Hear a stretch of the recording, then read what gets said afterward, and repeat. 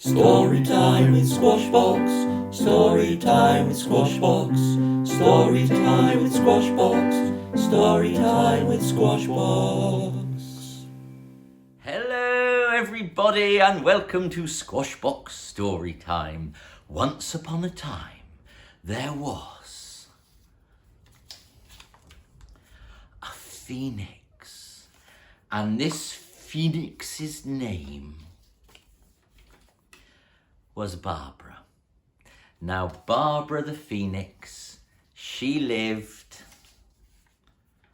at Baker Tom's, and she loved living at Baker Tom's because she could fly around entertaining all the people that worked there and all the customers, and then she could dive down and nibble up all the little crumbs of the delicious bread that was being made at Baker Tom's. But one day, a very unusual customer came into Baker Tom's.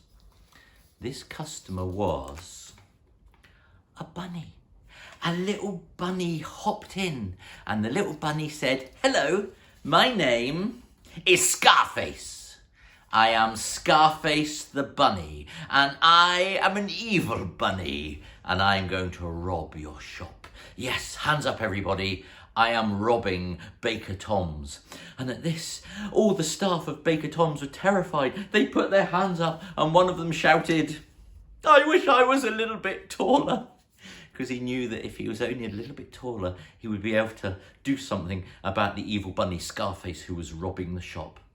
And evil bunny Scarface took all the money from the till and took all the delicious bread. And he put all the bread and the money in a sack, and as he left the shop, he turned round and shouted, "Just in the knickers of time," and disappeared. Well, everybody was so upset, and all the townsfolk weren't going to have their delicious bread that day. So Barbara the Phoenix knew that she would have to do something. She knew she would have to get all the delicious bread back from evil Scarface the bunny. She decided it was time to go on a quest. Well, she didn't really know what she could do to get all this bread back, so she decided to go and see her very good friend, Ginger Black. Now, Ginger Black was a walrus, and Ginger Black the walrus lived at Uncle Joe's house. Yes, Ginger Black the walrus lived with his Uncle Joe in their lovely house. And Ginger Black the walrus was very, very wise, so Barbara the Phoenix knew that Ginger Black the walrus would know what to do to get all the lovely bread back from Scarface the bunny. So Barbara the Phoenix summoned all her courage up. She was feeling quite sweltering. It was a very hot day. She was pretty sweltering because it was very hot living in Baker Tom's, the bakers. But she flew over to her friend the walrus's house, who lived at Uncle Joe's house. And she went to see her friend the walrus, and she said, Can you help me, Mr. Walrus? What was the walrus's name? Can anyone remember? Did the walrus have a name? I don't know. Ginger Black! It was Ginger Black the walrus! So Barbara the Phoenix went over to Ginger Black the walrus's place, which was Uncle Joe's house, and she said, "Ginger Black, walrus, my good friend, I need to go and find evil Scarface the bunny and get all the lovely bread back to Baker Tom's. How can I do it?" "Well," said Ginger Black the walrus, "well, you will need something. You will need something quite amazing. You will need a unicorn horn. For I know this rare item, the unicorn horn, is the one thing that Scarface the bunny wants. Maybe if you could find a unicorn horn, you could go and do an exchange and get all the bread back for Baker Tom's." "Oh, but where will I find a unicorn horn?" said Barbara the Phoenix. "Well," said Ginger Black the walrus, "you must travel to a faraway distant land known as the Zingo Moon, and only there will you find a unicorn horn." Well, Barbara the Phoenix knew that she would need a vehicle to travel to the Zingo moon. And she said to Ginger Black the Walrus, have you got anything I can get there in? Yes, said Ginger Black the Walrus, for my Uncle Joe has a garage round the back and he's been building an amazing vehicle. It is a brass piglet. And when she heard this, Barbara the Phoenix exclaimed, heavens to Murgatroyd! Yes, I know, said Ginger Black the Walrus, but this brass piglet is incredible. It's an amazing vehicle that can travel faster than the speed of light, and it can get you to the Zingo moon to find a unicorn horn to give to Scarface the bunny in exchange for all the lovely bread he stole from Baker Tom's. Well, Barbara the Phoenix, she went round into the garage of Uncle Joe's, and there Uncle Joe was tinkering away on the brass piglet. Barbara the Phoenix got inside, and then Uncle Joe said the magic words, watch out for the buzzard! And at that, the brass piglet took off, flew through space at the speed of light, and landed on Zingo Moon. And there, on Zingo Moon, Barbara the Phoenix found the king of the unicorns who lived on Zingo Moon, and his name was Greg. And she said, oh, king of the unicorns, would you happen to have a spare unicorn horn that I can use to give to Scarface the bunny? Ah, Scarface the bunny, I've heard of him. He is very evil. He is spicy. He's a very spicy bunny. Yes, of course, I have a spare unicorn horn because, as we all know, we unicorns are magic. And when we break off our horn, a new one instantly grows in its place, even better than the one before. And so he broke off the unicorn horn and gave it to Barbara the Phoenix. Thank you, said Barbara the Phoenix. And she flew away in the brass piglet. And as she flew away, the unicorn king, Greg, shouted these words of encouragement. Hold on to your nose!